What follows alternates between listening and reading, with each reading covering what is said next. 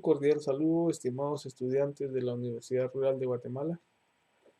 En esta oportunidad vamos a estar desarrollando el contenido de la semana número 7 del curso Introducción a las Ciencias de la Vida.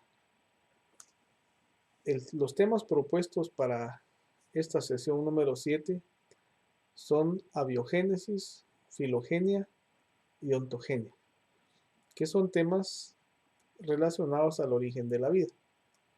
El código del curso es el FE 408 y sean bienvenidos entonces a la sesión número 7. Vamos a ver el objetivo de la clase. Para esta sesión queremos estudiar los orígenes de la vida desde el punto de vista de la ciencia. Y lo vamos a hacer por medio del concepto de abiogénesis. Además de ello, vamos a ver la relación que existe entre el concepto de filogenia y el concepto de ontogenia. Vamos a ver cómo estas dos ciencias se relacionan y son un complemento de la otra.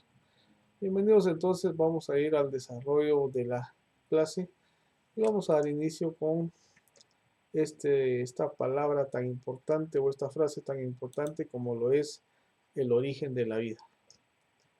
Vamos a ver cómo se ha tratado de resolver esta interrogante tan importante.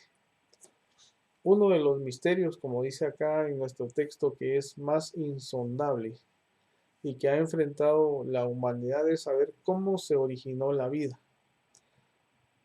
Este problema particularmente difícil, ¿verdad? Porque por la gran cantidad de tiempo que media entre nuestra época y el periodo en el cual se formaron las primeras formas de vida. Al tratar de explicar y recrear, digamos, hechos o fenómenos acaecidos hace muchísimo tiempo, con facilidad podríamos equivocarnos. Aunque la ciencia paulatinamente ha rasgado parte del velo misterioso que rodea este cautivante evento, ¿verdad? Entonces podemos preguntarnos también qué es lo vivo, ¿verdad? Aquí vamos a hacer una diferencia entre lo que son los organismos y lo que es la materia inerte. Los organismos son fundamentalmente diferentes de la materia inerte, ¿verdad? Porque los organismos son sistemas ordenados jerárquicamente, con numerosas propiedades que son emergentes, que no se observan nunca en la materia inanimada. Sus actividades están gobernadas por programas genéticos que contienen información adquirida a lo largo del tiempo. Además, los organismos vivos presentan una forma notable, por ejemplo, de dualismo, el genotipo y el fenotipo. El genotipo, por un lado, consiste en ácidos nucleicos. El fenotipo, construido sobre la base de la información aportada por el genotipo, consiste en proteínas, consiste en lípidos y consiste en otro tipo de macromoléculas, ¿verdad? No se reconoce una dualidad semejante en un mundo inanimado, ¿verdad? Los organismos son producto de muchísimos años, ¿verdad? Y todas sus características se reflejan en la historia. Muy bien, continuemos entonces ahí con algo más también de algunos personajes que quisieron responder a estas preguntas. Y como lo vemos ahí, los primeros intentos por explicar el origen de la vida se deben principalmente a estos dos personajes, Anaxágoras y posteriormente Aristóteles, ¿verdad? Quienes consideraron que esta surgía por generación espontánea desde lo inanimado, ¿verdad? La vida era algo eterno en el tiempo, no tenía comienzo y emanaba de lo que ellos denominaban el nous o la inteligencia eterna, ¿verdad? Que era el ente supremo que convertía el caos en orden.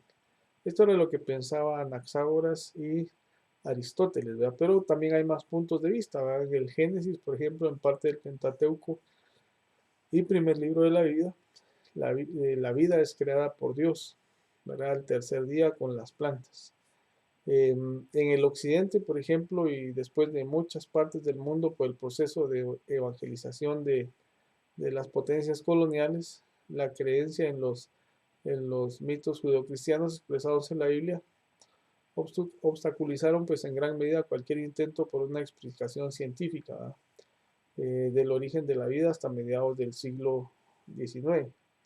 Pues se creció con,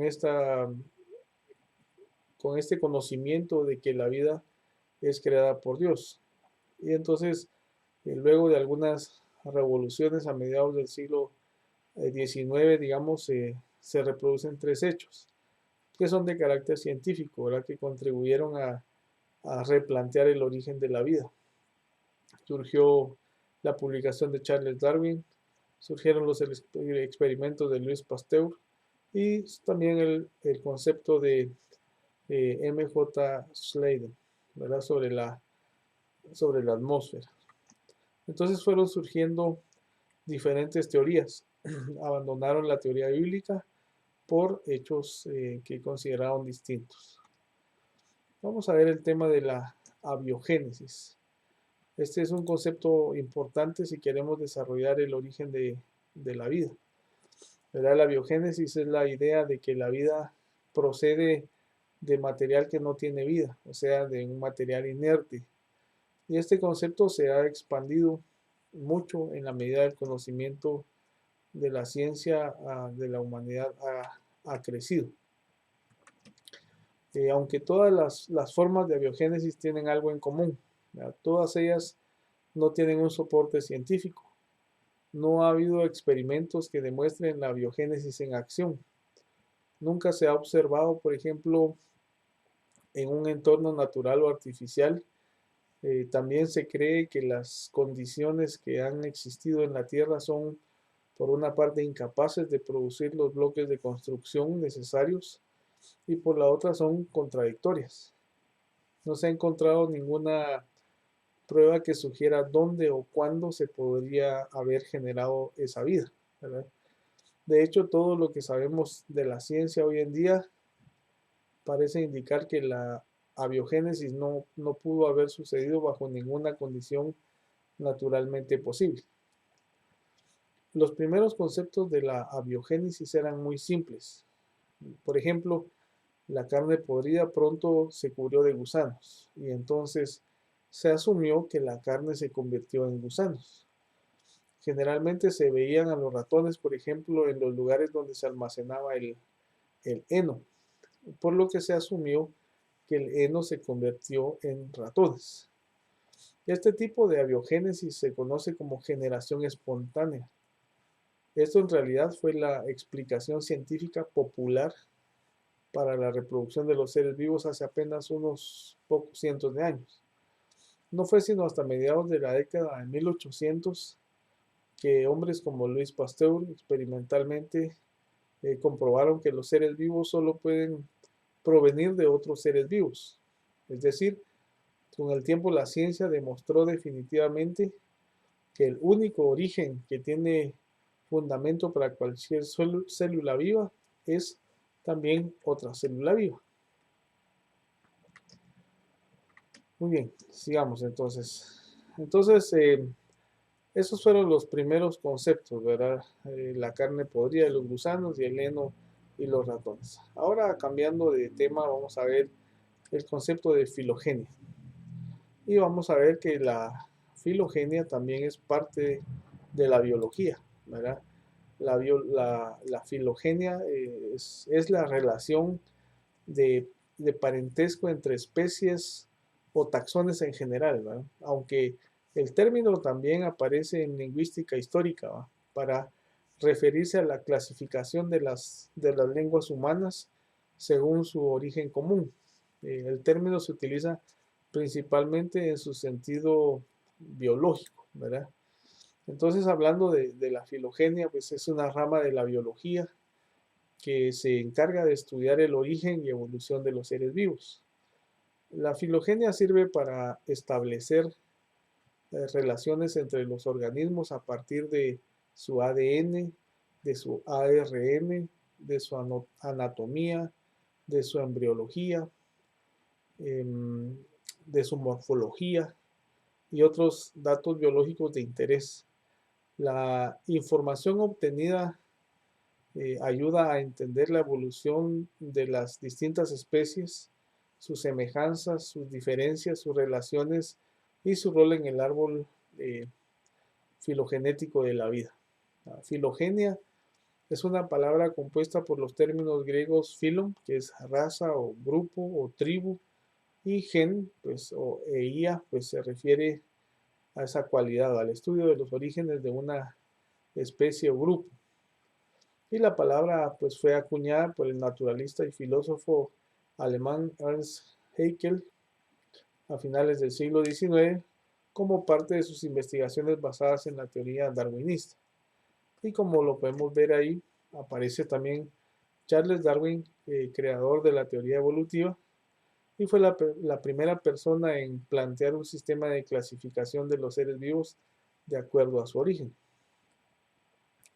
Y también pues ahí tenemos que hay dos tipos de sistemas. Está el filogenético cladista. En este tipo se ocupa de estudiar a los grupos monofiléticos, es decir, a los grupos de especies que tienen un ancestro en común. También se encuentra el sistema filogenético meningiano. Este tipo de sistema estudia los grupos que son parafiléticos, o sea, que son grupos de especies con un ancestro y algunos descendientes comunes, ¿verdad? Como excluye algunos elementos, no se considera un grupo natural, sino un grupo creado con fines metodológicos. Está la filogenia y también la taxonomía, ¿verdad? Que tanto la filogenia como la taxonomía tienen el mismo objetivo, que es la clasificación de los seres vivos. Sin embargo, la filogenia considera el origen, la descendencia y las características comunes entre las especies. Por su parte, la taxonomía se encarga de identificar y organizar a los seres vivos de forma jerárquica. Y la categoría principal es el dominio y la última es la especie, ¿verdad? Entonces eso es lo que es la filogenia y la taxonomía. Y concluimos este tema con la ontogenia.